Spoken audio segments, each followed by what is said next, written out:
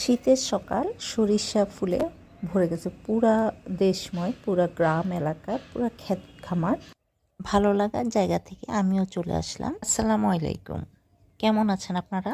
সবারই যাওয়া দেখে আমারও লোভ লাগলো, তাই আমিও এই হলদিয়া পাখিদের মাঝে নিজেকে হারানোর উদ্দেশ্যে চলে গেলাম।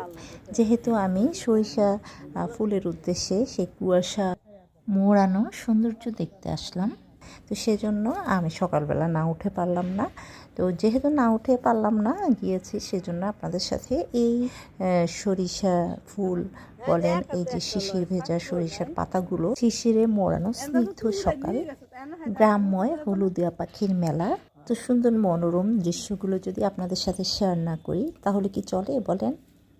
অনেক বেশি মাত্রায় ভালো লাগলো বলে আপনাদের সাথে আমিও শেয়ার করতে চলে আসলাম হলুদের মাঝে। কি সুন্দর দেখতে না, মাশাল্লাহ।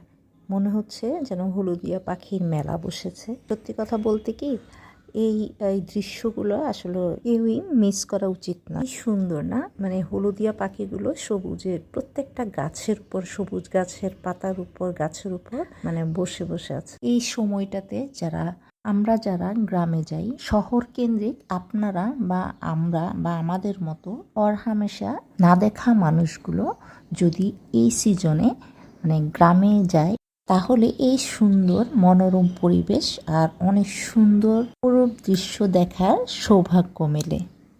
এর মাঝে একটা কথা বলি, সেটা হচ্ছে যারা গ্রামে যায় বা আমরা যারা গ্রামে যাই, তারা অবশ্যই সকালবেলা, শীতের সকালটা কিন্তু ওঠা যায় না, অনেক ঠান্ডা। শহর থেকে যারা গ্রামে যায়, আমাদের উচিত কষ্ট করে হলেও এই শীতের সকালে, সেই ভোর সকালে দৃশ্যগুলো উপভোগ না করে আসা উচিত হবে না। প্র্যাকটিক্যালি দেখার জন্য ভোরবেলা উঠে এইসব জায়গায় যাওয়াটা দরকার। তাই শীত ঠান্ডা সব কিছু উপেক্ষা করে আমিও চলে গেলাম সরিষা বাগানে। এই সরিষা বাগানে, এই সরিষা খেতে গিয়ে কিছু আমরা সরিষা পাতা তুলে নিয়ে আসলাম। সরিষা পাতা তুলে আমরা সেগুলো আজকে কি করব দেখেন, চলেন। ও আরেকটি কথা, আপনারা কি জানেন, এই সরিষা ফুল দিয়ে কিন্তু অনেক মজাদার মানে বড়া বানানো যায়। অনেক সুন্দর করে অনেক মচমচে বড়া খাওয়া যায় এবং শরীরের জন্য অনেক অনেক উপকারী। আমরা আজ আপাতত সরিষার এই পাতাগুলো নিয়ে কিন্তু রান্না করব। আরেকদিন না হয় আমরা ফুলের কিভাবে বড়া বানাই সেগুলো দেখাবো বা আমরা খাবো একসাথে। আমরা এখন যে এলাকায় আছি, এই এলাকায় কিন্তু মানে খেজুরের রসে কিন্তু ভরা। আমরা সকালের খেজুরের রসের অপেক্ষায় আছি। এখন পর্যন্ত অবশ্যই আমরা খেজুরের রসটা পাইনি, অবশ্যই আমরা একটু পরে খেজুরের রস খাবো।